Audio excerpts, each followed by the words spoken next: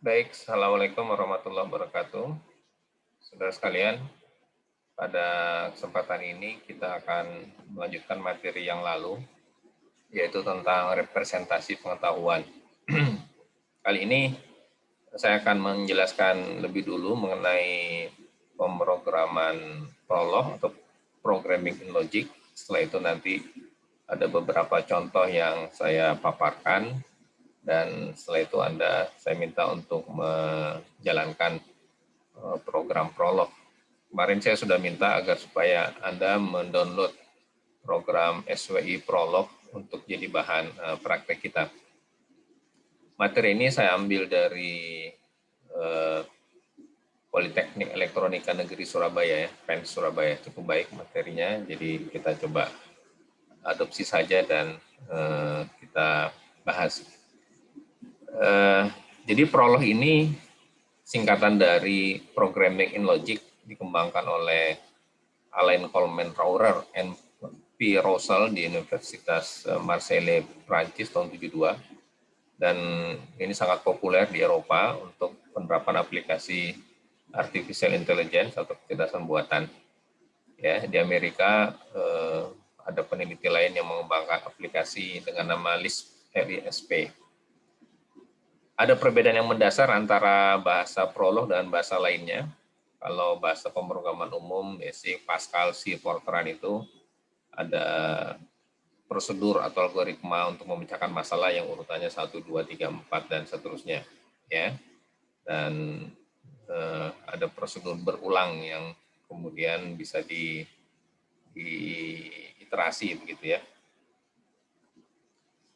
Prosedur dan pengendalian program ditentukan oleh programmer kalau bahasa-bahasa Pascal, C, dan Fortran ya. Hitungannya juga sesuai dengan prosedur yang dibuat.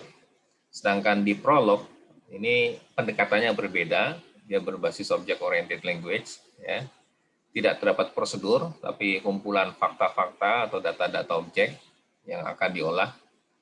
Seperti kemarin kan ayah selamat Amin gitu ya, ayah selamat Santoso dan seterusnya. Dan hubungan antar objek atau relasi antar objek yang membentuk aturan yang diperlukan untuk mencari suatu jawaban yang diperlukan oleh user. Programmer menentukan tujuan atau goalnya, dan komputer akan menentukan bagaimana cara mencapai tujuan tersebut dan mencari jawabannya. Jadi fungsi-fungsinya sudah banyak yang ada di dalam Prolog, sehingga programmer tinggal membuat fakta-faktanya saja dan program yang akan mengerjakannya, komputer yang akan mengerjakannya. Kemudian dari fakta-fakta itu dilakukan pembuktian terhadap cocok tidaknya tujuan dengan data yang ada. Prolog ini sangat cocok untuk memecahkan masalah yang tidak terstruktur. Ya, prosedur pemecahannya tidak diketahui, khususnya untuk memecahkan masalah yang non-numerik, seperti sistem pakar. Itu kan bukan numerik ya. Misalnya mau mencari masalah yang ada di sebuah kendaraan misalnya, atau mencari penyakit dari seorang pasien misalnya ya. Prolog bekerja seperti pikiran manusia, proses pemecahan masalah yang bergerak dari ruang masalah menuju suatu tujuan tertentu. Ya. Nah, aplikasinya kebanyakan di expert system pakar, yang untuk mengambil keputusan dari data yang diperoleh, layaknya seorang ahli untuk mendiagnosa penyakit dan seterusnya. Di natural language processing atau pengolahan bahasa alami, agar supaya pemakai dapat berkomunikasi dengan komputer dalam bahasa manusia sehari-hari. Ya. Di robotik juga ini aplikasi Prolog digunakan. Kemudian di pattern recognition atau pengenalan pola, ya, di image processing juga Prolog ini digunakan, dan di aplikasi learning atau belajar. Ya.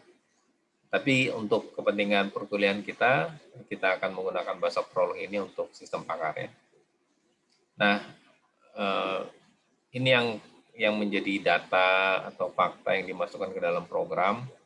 Ya, Prolog terdiri dari kumpulan data objek yang merupakan suatu fakta, ada relasi dan ada sifat dari relasi tersebut ya. Penulisannya diakhiri dengan tanda titik. Seperti kemarin, selamat adalah ayah Amin. Dalam bahasa Prolog kita menulis ayah selamat Amin. Anita adalah seorang wanita, menulisnya wanita Anita.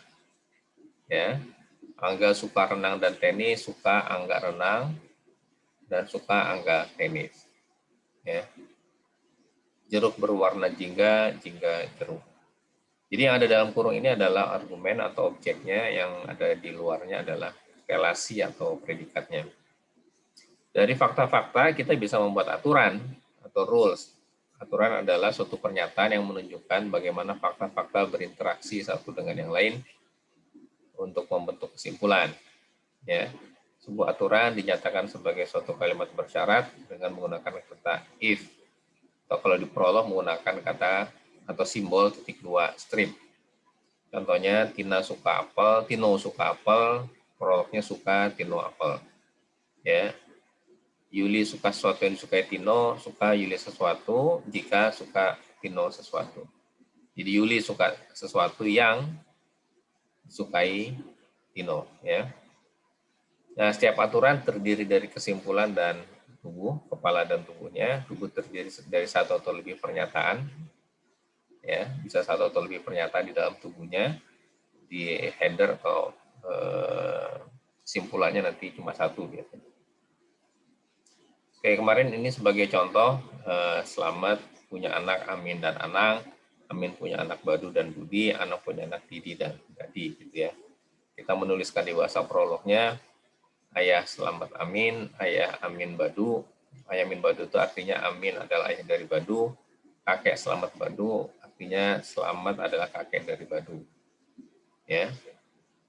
Selamat adalah kakek dari Amin jika Selamat adalah ayah Amin dan Amin adalah ayahnya Badu. Ya, Selamat adalah kakeknya Amin kalau ada ayah Selamat Selamat adalah kakeknya Badu jika ada Selamat ayahnya Amin dan Amin ayahnya Badu. Ya, maka Selamat ini adalah kakeknya Badu. Bukan Amin ini ya, harusnya Badu ya. Saudara kandung definisinya adalah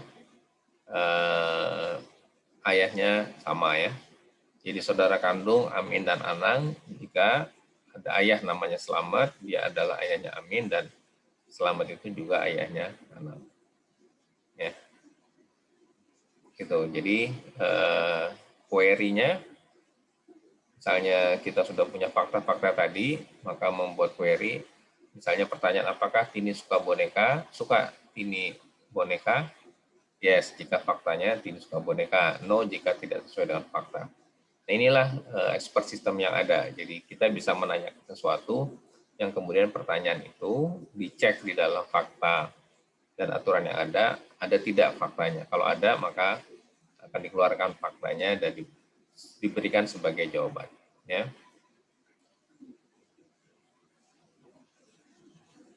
Termasuk juga misalnya kita bisa tanya, siapakah kakek Budi? Kakek siapa Budi? Perhatikan ini ada huruf besar. Huruf besar itu berarti variabel ya. Siapa, koma Budi, siapa itu nanti akan keluar jawaban Selamat. Siapakah cucu Selamat? Kakek Selamat cucu. Ya, cucunya akan keluar Budi dan Badu. Ya.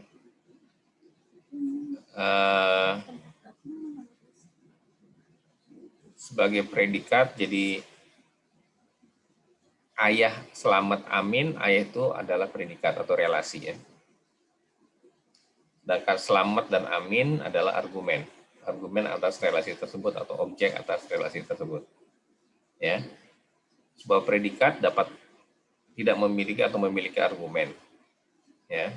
Bisa satu atau dua argumennya. Ya. Di dalam bahasa prolog, huruf besar dan kecil itu sangat berpengaruh.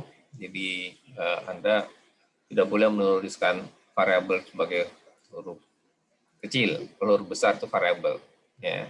Kalau ada argumen yang ditulis dengan huruf besar itu menjadi variabel dia. Ya. Kemudian panjang nama maksimum 250 karakter, tidak diperbolehkan menggunakan spasi, tanda minus, tanda bintang, dan garis miring. Ya, variabel ini besaran yang nilainya dapat berubah, diawali huruf besar atau garis bawah. Ya, jadi bisa pakai garis bawah dulu, baru nama variabelnya. Ya.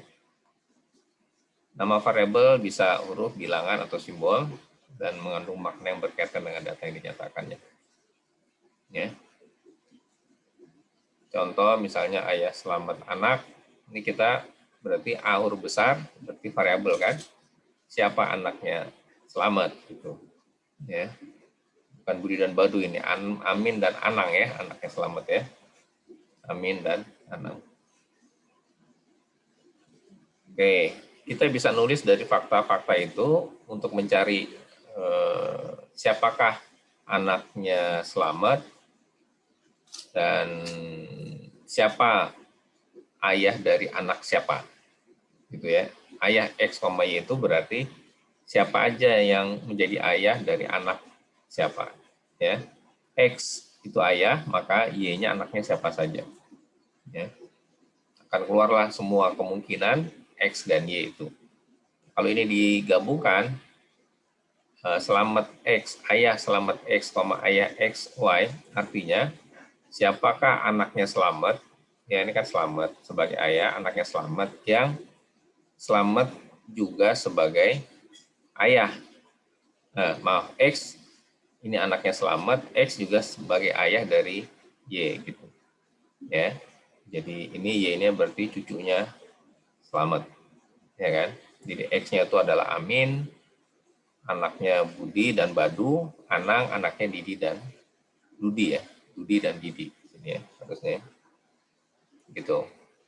Kalau Anda lihat silsilahnya, ini kan, ingat lagi ya.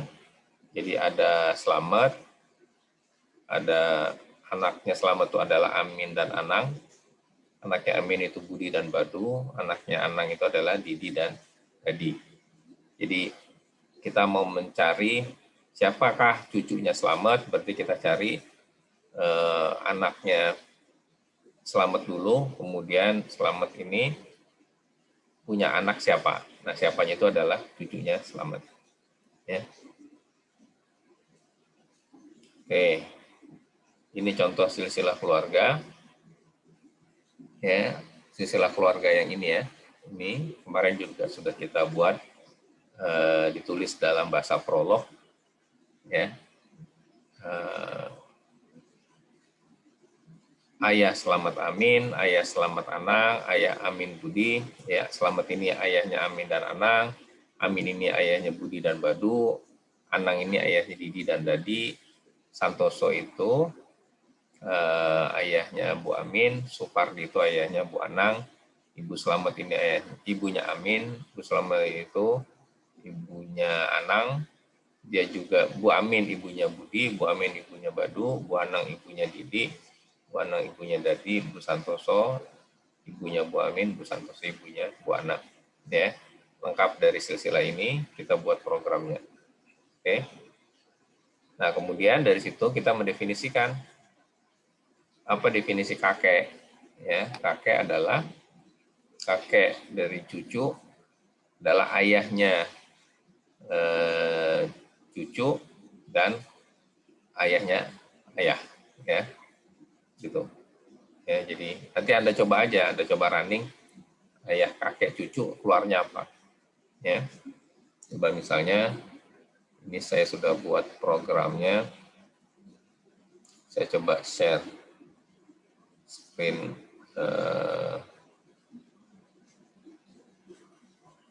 Ini saya sudah buat dalam notepad ya, data-data ini, ayah Selamat Amin, ayah Selamat Anang, ayah Amin Badu, ini kakek ya, nenek, saudara kandung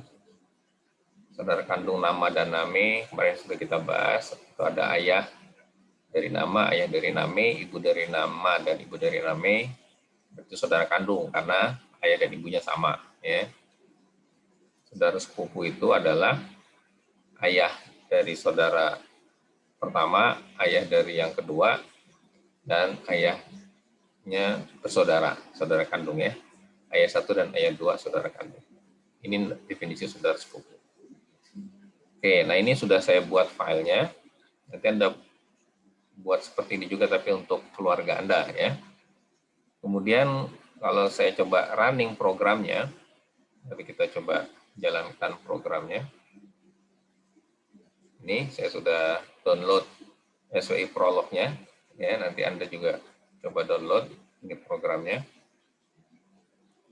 Saya pertama harus consult dulu, yang Anda lakukan consult dulu, klik consult, pilih contoh 2 tadi nama filenya, ekstensinya PL, ya, namanya contoh 2.pl, PL itu Prolog. Setelah itu, setelah consult berarti kita bisa jalankan. Misalnya saya jalankan ayahnya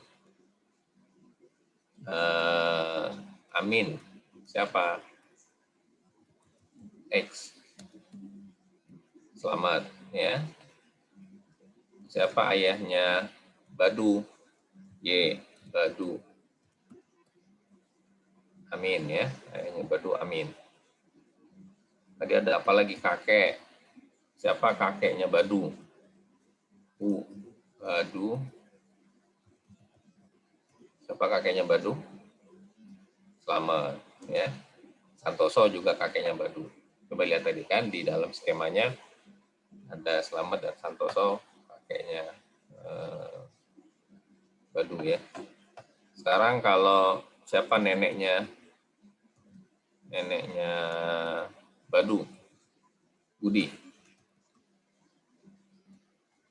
Bu Selamat, Bu Santoso, ya. Gitu ya. Siapa saudara kandungnya Amin? Anang, ya. Jadi dengan prolog ini kita bisa mencari data berdasarkan fakta. Coba saya mau cari yang saudara kandung siapa aja sih yang ada dalam silsilah itu, siapa dengan siapa yang saudara kandung, berarti saudara kandung X, Y, saudara kandung X, Y, siapa aja yang saudara kandung? Amin dengan Anang, Anang dengan Amin, Budi dan Badu, Badu dan Budi, Didi dan Dadi, Dadi dan Didi. Ya, itulah saudara-saudara kandung semuanya. Amin dengan Anang, Anang dengan Amin, Budi dengan Badu, Badu dengan Budi, Didi dengan Dadi, Dadi dengan Didi. Itu saudara kandung. Siapa aja yang saudara sepupu? Siapa aja yang kakek misalnya? Ya, kakek itu siapa dengan siapa yang hubungannya kakek dengan cucu? Kakek X, Y. Selamat dengan Budi, Selamat dengan Badu, Selamat dengan Didi, Selamat dengan Dadi, Santoso Budi, Santoso Badu, Supardi Didi, Supardi Dadi. Itu hubungan kakek dengan cucunya. Ya. Apalagi misalnya nenek. Nenek, hubungan nenek. Bu Selamat dengan Budi, Bu Selamat dengan Badu, berarti Bu Selamat neneknya Budi, Bu Selamat neneknya Badu, Bu Selamat neneknya Didi, Bu Selamat neneknya Dadi, dan seterusnya. Ya. Nah, inilah yang namanya sistem pakar yang sederhana, ini baru sederhana, silsilah keluarga yang kita buat fakta-fakta itu di dalam program Prolog, dan kemudian kita bisa melakukan query tergantung dengan kebutuhan kita. Ya. Baik, saya rasa itu yang lebih penting adalah prakteknya. Jadi saya minta Anda berikutnya adalah membuat program, ya, membuat silsilah sesuai dengan keluarga Anda, kemudian menuliskan fakta-faktanya, ya, ayah Anda siapa namanya, dengan Anda ya ibu, dan kakek, dan seterusnya. Setelah itu buat query saudara kandung, siapa saja yang saudara kandung X dengan Y, siapa saja yang saudara kandung A dengan B, siapa saja saudara sepupu A dengan B atau X dengan Y, siapa aja hubungan kakek dan cucu AB, ya, dan seterusnya. Nah, itu sudah saya tuliskan di blog saya. Anda tinggal buka dan Anda kerjakan. www.prihandoko.com. Sekali lagi, www.prihandoko.com. Ya, Anda kerjakan di situ. Anda tulis jawaban Anda di dalam komentar. Ya, Anda tulis jawaban Anda dalam komentar, tulis nama, NPM, dan kelas Anda. Kemudian Anda jalankan programnya. Ya, setelah Anda buat tentunya programnya di Prolog, Anda jalankan. Nah, tulis jawaban Anda di dalam komentar Anda itu. Ya, instruksinya ada di dalam blog saya tersebut. Dan saya beri waktu 3 hari dari hari ini. Kalau yang kuliah hari Selasa berarti deadline-nya Rabu, Kamis, Jumat. Kalau yang Rabu deadline-nya hari Sabtu. Kalau yang Kamis berarti deadline-nya hari Minggu. Ya, saya rasa 3 hari cukup ya untuk Anda bermain-main dengan Prolog. Contohnya sudah ada, Anda tinggal ganti namanya dengan nama keluarga Anda. Ya, kemudian Anda running, hasil running itu Anda tuliskan di dalam blog saya. Nanti saya akan melihat hasil pekerjaan Anda dan akan saya ambil penilaian dari situ. Oke, jadi Anda bisa kerjakan. Kuliah kita sampai sini dulu. Terima kasih. Assalamualaikum warahmatullahi wabarakatuh.